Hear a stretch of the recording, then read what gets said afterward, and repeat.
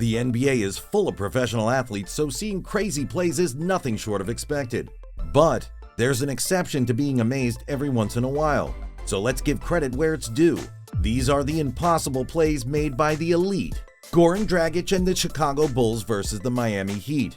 Goran is at the three-point line with some tight defense on him. This defense was tighter than a peanut butter and jelly sandwich. Safe to say, Goran had no chance of putting up a shot or getting past the defender. So his teammate comes in to set up a screen. Instead of taking the screen, Goran decides to run right into his teammate and the defender.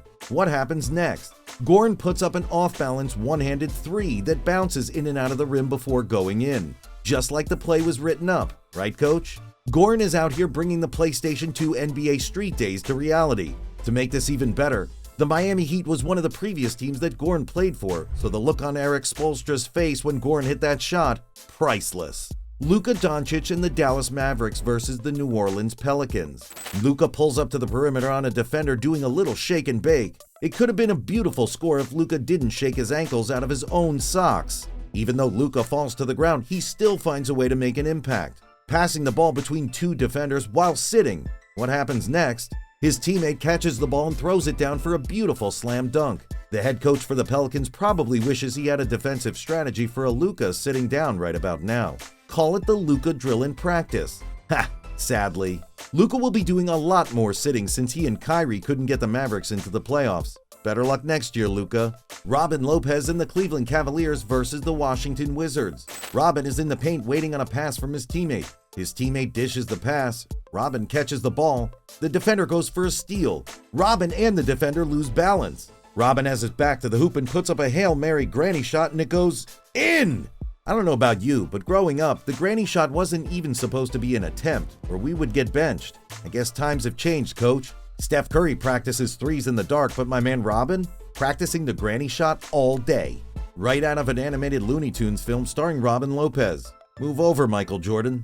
Looks like Robin has life after basketball all figured out. The basketball gods know we need another Space Jam after that terrible sequel. Sorry, LeBron. Stick to basketball. February 6, 2010. Nate Robinson and the New York Knicks versus the Cleveland Cavaliers and Shaq. Yes, we know LeBron played for the Cavaliers in 2010 too, but this isn't about him. Shaq is down in the paint doing what he does best, backing up into the defender down low for an easy bucket. Except for this time, there was no easy bucket. Shaq attempts to put up a shot before Nasty Nate comes in to assist his teammate and jumps higher than the Empire State Building to block Shaq. Not only did Nate block Shaq, he made Shaq crumble to the floor like a smashed up cookie in your pocket. Do you know how many players can block Shaq? Let alone being able to do that as a 5'9" guard? Put my guy in the NBA Hall of Fame just for that. Thought we were done with Nasty Nate? The year is 2013 and we're in the playoffs. Nate Robinson and the Chicago Bulls versus the Miami Heat and LeBron James. LeBron James drives to the paint for what seems to be an easy bucket. Not on Nate Robinson's watch, as Nate comes from behind to block LeBron James. To put it into perspective, Shaq is a 7'1" tall giant. LeBron James is a 6'9" tall tank. Nate Robinson has done what few could achieve in a lifetime. Nate Robinson's a warrior against the basketball gods. We will pass down his story for generations. LeBron James must have beef with the basketball gods. Gerald Henderson and the Charlotte Bobcats versus the Miami Heat and LeBron James. LeBron James drives to the basket for what looks to be a poster dunk on Gerald, except it seems to be that Gerald blocks the shot of LeBron. Maybe? The ball goes in the net but then bounces out and it's not called goaltending either. Gerald gets the block and LeBron gets to argue with refs. What a time to be alive. 8 years later, James Harden and the Houston Rockets versus the San Antonio Spurs. Harden gets the steal on the Spurs for what looks like an easy bucket, but as James slams in the dunk, the ball comes all the way back up to the top of the rim after going in.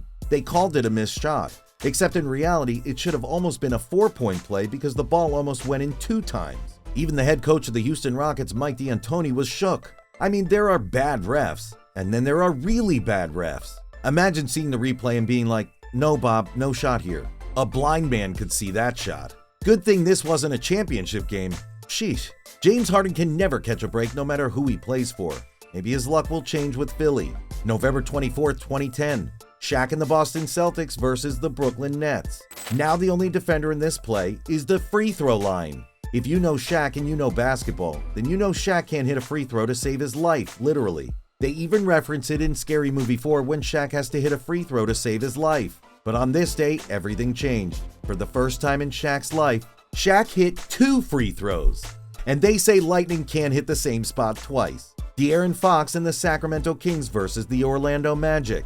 It's overtime with 3 seconds left on the clock. Tie ball game with rock in De'Aaron's hands. De'Aaron pulls up a shot from almost half court for the win. Just another crushed dream for the Orlando Magic. Some things never change. Just ask Dwight Howard back when he played for the Magic. November 22nd, 2010. Jason Kidd and the Dallas Mavericks versus Yao Ming and the Houston Rockets with 0.4 seconds on the clock. The Rockets have a 1-point lead. Jason Kidd begging, guarded by Yao for the sideline throw-in. Normally you put Yao on anybody for a throw-in with 0.4 seconds on the clock. It's game over. But this time, nah. Jason Kidd should have played football because he threw a Hail Mary to his teammate for the alley-oop to win the game. They don't call him one of the greatest point guards of all time for no reason. No disrespect to Yao, but this David versus Goliath battle went to Jason. Yao Ming was over 7 foot 6 inches. That alone speaks for itself. All I have to say to Jason Kidd is respect. Dwayne Wade and the Miami Heat versus the Minnesota Timberwolves and Ricky Rubio. Ricky drives to the paint, but not with Dwayne Wade in the picture. Dwayne gets the steal, the 360 spin, and a behind half-court 3 to end half. Talk about beast mode. Bring on the Heat, baby. A legend in his prime for sure. Sorry, Ricky, you're on the bad end of a good play this time around. It's not like Minnesota was going to go far that season anyways. They still don't. Looks like they are cursed after all. Just ask Rudy Gobert. April 4th, 2006. Kobe Bryant and the Los Angeles Lakers versus the Phoenix Suns. In this game, Kobe hit 2 impossible shots. First, Kobe goes down the court to the paint to put up a shot over multiple defenders for the tie at the end of regulation. I mean, he just made it look easy. Now for the second. In the final seconds of overtime, Kobe dribbles the ball and gets into position on the perimeter, setting up a clutch jump shot over not 1 but 2 defenders. Now that's a true legend. How could you not have an impossible odds story without Kobe? R.I.P. Stay elite.